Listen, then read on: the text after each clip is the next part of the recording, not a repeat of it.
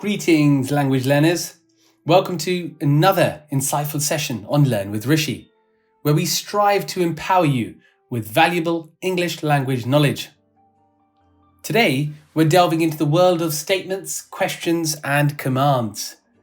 So understanding the difference between these sentence types are crucial for effective communication.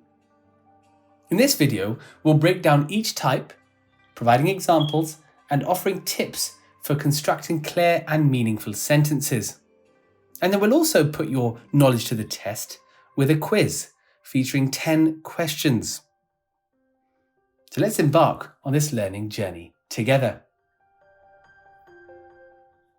Now, you should recognize a question if it's written as it will have a question mark at the end. But can you recognize a spoken question?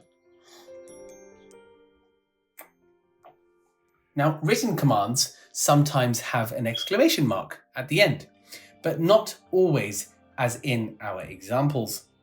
So let's take a look. It's hot. So that's a statement.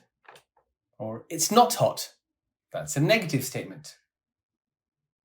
But if we have the command, sit down, please, that's telling you to do something. Or don't talk back. Now, even though it has an exclamation mark, it is still a command. And then finishing up with, do you like English? Which is a question. So I'm very excited to go through the examples with you here today. If anything doesn't make sense, remember to pause the video, read the question properly, and then follow through with how we go through it together. Practice makes improvement, but let's begin. Don't run across the road. Well, we know don't is often used in negative commands. And so this is seen as a command. Over to the next one. The Missouri is the longest river in the USA. So again, that is seen as an affirmative statement. The Empire State Building is not the tallest building in the USA. So we know this is a negative statement because it tells you that this building is not the tallest in the USA. And in fact, the tallest building is the Willis Tower, also known as the Sears Tower, which is approximately 1,451 meters high. So this is a negative statement. Over to the next question. Does magnesium burn in air? Well, as you can see, we've got a question mark. So this is a question. So I hope you got this one right. And remember, magnesium, which is also known as Mg, tarnishes in air. But finely divided magnesium readily burns in air when it's heated. So that's a good chemistry fact for yourself. Over to the next one.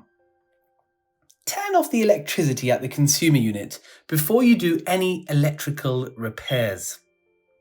Now you're being told to do something, so this has to be a command. And remember, commands can be made polite by the use of please. For instance, never work live. Always turn the electricity off first. And that's yet another example. Okay, over to the next question. Who wrote The Wind in the Willows? So once again, we've got a question mark, so we know this is a question. And the answer is Kenneth Grahame. And it's an excellent book, so make sure you read it. Over to the next question. Gold doesn't react with many chemicals. So once again, this is a negative statement. But why do you think so? Well, the sentence states that gold doesn't do something. And gold dissolves in mercury, for example. So this is seen as a negative statement. Tell me now. So again, This is a command. You are commanded to tell someone something. Well, let's go for this one. Don't do it, Mike. Once again, Mike is told not to do something, and don't is often used in negative commands. So this is a command. Don't get confused with it being a negative statement, because it's not giving you information, rather it's telling you not to do something.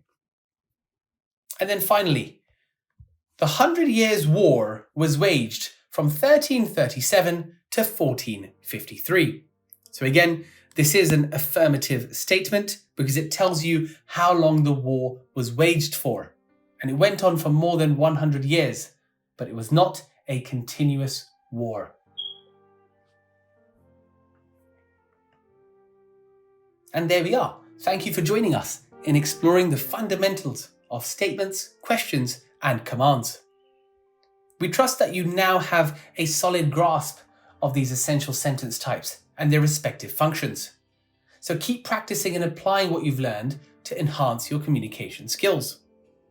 And be sure to subscribe to Learn with Rishi and hit the notification bell to stay updated on our latest content. Until then, keep learning and keep growing.